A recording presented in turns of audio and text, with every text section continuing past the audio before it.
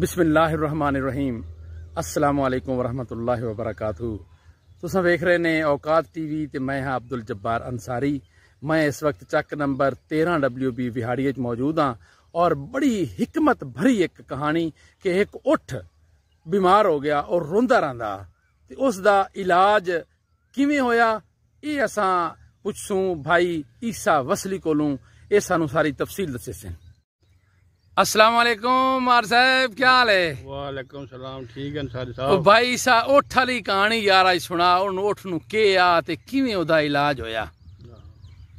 وہ گل انج ہے نا، باہر ہیں 44 تک پچھیاں لے دے۔ اچھا، اٹھ ہونا تو بیمار ہو گیا۔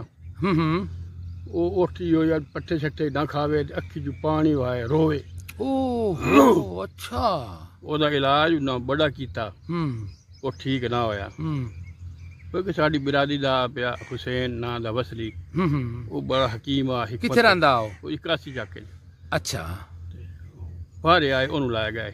اچھا، وہ گیا اس اٹھ ویکھیا، ادھا پونا گھنٹہ لایا ویدا اخیر اس اٹھ دے مالک نو سڈیا۔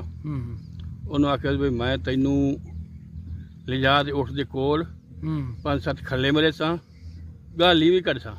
اچھا، تو اٹھ نو جڑا ہے نا انہاں جھاڑیاں چھوڑ آونا تے 4 دڑ جاونا نہیں مگر۔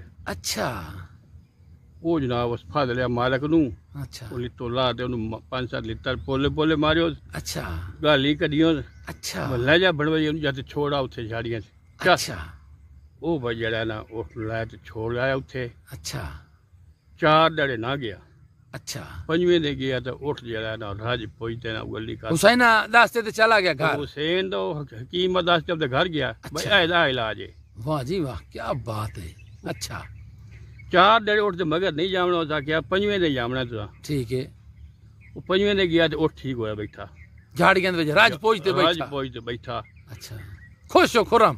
بالکل اگلی کیتی بیٹھا، جی ڈنگر پٹھے کھا دو اگلی کرے رجیا بیٹھا۔ اچھا، اٹھ نو اس فاداں دا گھریں اچھا، باندھتے گھریں تے موڑ وا گیا حسین کول۔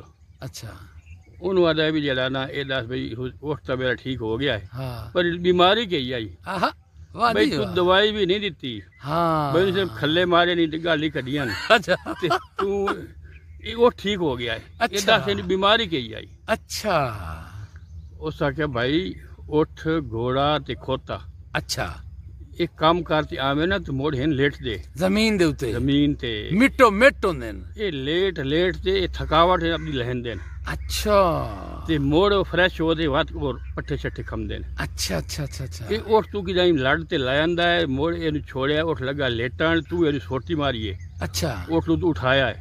اچھا، اے اٹھ اس لیٹ نو روندا، پٹھے نہ کھمدا۔ اوئے ہوئے، اچھا، ہن اینو پتہ لگ گیا بھی میرے مالک نو سزا مل گئی تے ہے۔ او جنگل وچ اٹھ جڑا نا لیٹ تے رجیا، آپ دا ریج نال لیٹیا۔ ہاں تے او اٹھ ٹھیک ہو گیا تہاڈا۔